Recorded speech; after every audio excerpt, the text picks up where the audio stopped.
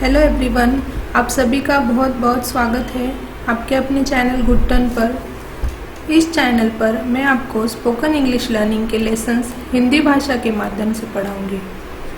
आज हम देखेंगे स्पोकन इंग्लिश लर्निंग का पार्ट 1। तो चलिए शुरू करते हैं।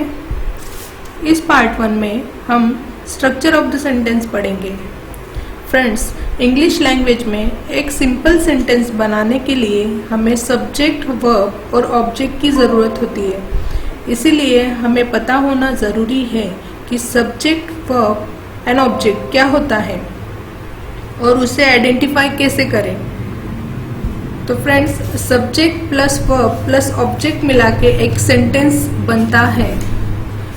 इसीलिए हम पहले सब्जेक्ट क्या होता है वह देखते हैं। सब्जेक्ट यानी कर्ता, क्रिया करने वाले को कर्ता कहते हैं। और सिंपल लैंग्वेज में मैं अगर आपको बताऊं तो सब्जेक्ट यानी डूअर। डूअर माने जो एक्शन कर रहा है या फिर जो वो काम करता है उसे हम सब्जेक्ट कहेंगे। सब्जेक्ट कोई व्यक्ति, वस्तु या स्थान भी हो सकता है। यह हम कुछ एग्जाम्पल के माध्यम से समझेंगे। यहाँ पे मैंने एक एग्जाम्पल लिया है कि खुशी बाइसिकल चलाती है। इस वाक्य में काम हो रहा है बाइसिकल चलाने का और चलाने का काम खुशी कर रही है, यानी खुशी इस वाक्य का डूअर है, करता है, यानी सब्जेक्ट है। फ्रेंड्स, मैंने जो यहाँ पे बताया कि सब्जेक्ट कोई व्यक्ति, वस्तु या स्थान भी हो सकता है, तो नीचे के सब एग्जाम्पल उससे रिलेटेड होंगे। तो इस वाक्य में पौधे हमें प्राणवायु देते हैं। इस वाक्य में प्राणवायु देने का काम एक पौधा कर रहा है, इसीलिए पौधे इस वाक्य का सब्जेक्ट है यानी कर्ता है। नेक्स्ट, मुंबई सबको रोजी रोटी देती है। मुंबई एक स्थान है और इस वाक्य में सब्जेक्ट यानी कर्ता मुंबई है। नेक्स्ट हम देखेंगे फ्रेंड्स, विचार व्यक्ति को स्वतंत्र बनाते हैं। इस वाक्य में स्वतंत्र बनाने का काम कोई विचार कर रहे हैं, इसीलिए सब्जेक्ट इस वाक्य का है विचार। आगे हम देखेंगे फ्रेंड्स, वर्ब यानी क्रियापद। क्रिया दर्शाने वाले शब्द को क्रियापद कहते हैं। फ्रेंड्स, वर्ब यानी कोई भी action, verb is equal to action, इतना ही बस आपको ध्यान रखना है, तो आप इजीली वर्ब को आइडेंटिफाई कर सकेंगे। हम वही एग्जाम्पल वापस लेंगे। खुशी बाइसिकल चलाती है। इस वाक्य में एक्शन हो रही है चलाने की, क्रिया है चलाने की, दैट्स वाई चलाती इस वाक्य का वर्ब है। नेक्स्ट लेंगे, पृथ्वी गोल घूमती है। इस वाक्य में पृथ्वी गोल घूमती है, इस वाक्य में काम हो रहा है घूमने का, दैट्स वाई घूमती है या फिर घूमना इस वाक्य का वर्ब है। कृष्ण बांसुरी बजा रहा है, इस वाक्य में काम हो रहा है बजाने का, इसीलिए बजा रहा या फिर बजाना इस वाक्य का वर्ब है। आगे हम देखेंगे ऑब्जेक्ट। तो ऑब्जेक्ट क्या होता है? जिस चीज पर क्रिया होती है उसे हम ऑब्जेक्ट कहेंगे, या फिर सब्जेक्ट और वर्ब छोड़ के जो वाक्य बच रहा है उसे हम ऑब्जेक्ट कहेंगे।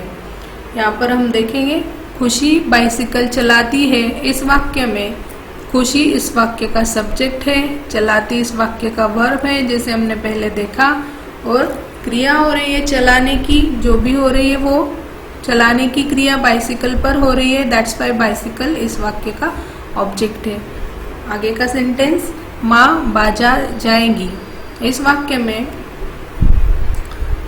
माँ इस वाक्य का सब्जेक्ट है और जाएगी इस वाक्य का वर्ब है। बचा हुआ सेंटेंस जैसे मैंने आपको बताया, बाजार इस वाक्य का कर्म है। नेक्स्ट सेंटेंस लेंगे, बच्चे खेलते हैं। इस वाक्य में काम हो रहा है खेलने का, इसीलिए वह इस वाक्य का वर्ब है। कौन खेलता है? बच्चे खेलते हैं। बच्चे इस वाक्य का सब्जेक्ट है, इस वाक्य में ऑब्जेक्ट नहीं है। अगर यह वाक्य ऐसा होता कि बच्चे क्रिकेट खेलते हैं, तब इस वाक्य का ऑब्जेक्ट क्रिकेट होता था। फ्रेंड्स, आगे हम देखेंगे कि सब्जेक्ट, वर्ब और ऑब्जेक्ट आइडेंटिफाई करने का आसान तरीका। यहाँ पर मैं आपको 3 स्टेप्स बताऊंगी। उन 3 स्टेप्स को फॉलो करके हम लोग इजीली इन तीनों चीजों को सब्जेक्ट वर्ब ऑब्जेक्ट को आइडेंटिफाई कर सकते हैं। सबसे पहले आप वाक्य का वर्ब पहचाने। यहाँ पर मैंने एक वाक्य लिया है, टीचर तुम्हारी मदद करेंगे। उस वाक्य में एक्शन हो रही है मदद करने की, वो उस वाक्य का वर्ब है। सेकेंड, हमको एक काम करना है, जो भी वाक्य का वर्ब है उसे क्वेश्चन करे कि काम करने वाला कौन है। इस वाक्य में अगर हम पूछे कि मदद कौन करेगा तो उसका आंसर है टीचर, तो टीचर उस वाक्य का सब्जेक्ट होगा। और बचा हुआ वाक्य या फिर जिस पर क्रिया हो रही है वह उस वाक्य का ऑब्जेक्ट होगा। यहाँ पर ऑब्जेक्ट है तुम्हारी, क्योंकि टीचर इस वाक्य का सब्जेक्ट है, मदद करना इस वाक्य का वर्ब है, इसलिए बचा हुआ वाक्य है तुम्हारी, तो वह इस वाक्य का ऑब्जेक्ट होगा। आगे हम कुछ एग्जाम्पल लेंगे और हमारी कॉन्सेप्ट ज्यादा क्लियर करेंगे। यहाँ पर मैंने एक एग्जाम्पल लिया है, सूरज पूरब से निकलता है, और इस वाक्य का सब्जेक्ट वर्ब और ऑब्जेक्ट हम उसी ट्रिक से आइडेंटिफाई करेंगे। सबसे पहले जैसे मैंने आपको बताया कि हमें वाक्य का वर्ब आइडेंटिफाई करना है, तो सूरज पूरब से निकलता है, काम हो रहा है, एक्शन हो रही है निकलने की, दैट्स वाई निकलता इस वाक्य का वर्ब है। अब उसे क्वेश्चन करना है कौन निकलता है, तो उसका उत्तर आएगा सूरज, तो सूरज इस वाक्य का सब्जेक्ट होगा। और बचा हुआ वाक्य पूरब इस वाक्य का ऑब्जेक्ट है। सेकेंड सेंटेंस लेंगे, सेम ट्रिक यूज करेंगे, वह सिर्फ फल खाएंगे। इस वाक्य में काम हो रहा है खाने का, उसे पूछेंगे कौन खाएंगे, तो उसका आंसर है वह, और बचा हुआ वाक्य सिर्फ फल, यह इस वाक्य का ऑब्जेक्ट हुआ। और एक सेंटेंस लेंगे, तुम इधर आओ।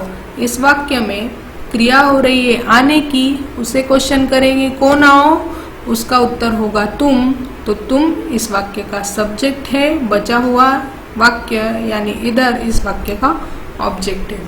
उसने मुझसे कहा, क्रिया हो रही है कहने की, किसने कहा, आंसर आएगा उसने, तो उसने इस वाक्य का सब्जेक्ट, कहना इस वाक्य का वर्ब, बचा हुआ वाक्य मुझसे, वह इस वाक्य का ऑब्जेक्ट होगा। फ्रेंड्स, मैंने यहाँ पे कुछ एग्जाम्पल्स आपको दिए हैं, तो आप वीडियो को पॉज करें और इस एग्जाम्पल के सब्जेक्ट वर्ब और ऑब्जेक्ट आइडेंटिफाई करें। आगे मैं इनके आंसर्स आपको बताती हूँ, और प्लीज़ आप कमेंट सेक्शन में मुझे बताएं कि आपने कितने सेंटेंसेस के आंसर सही दिए।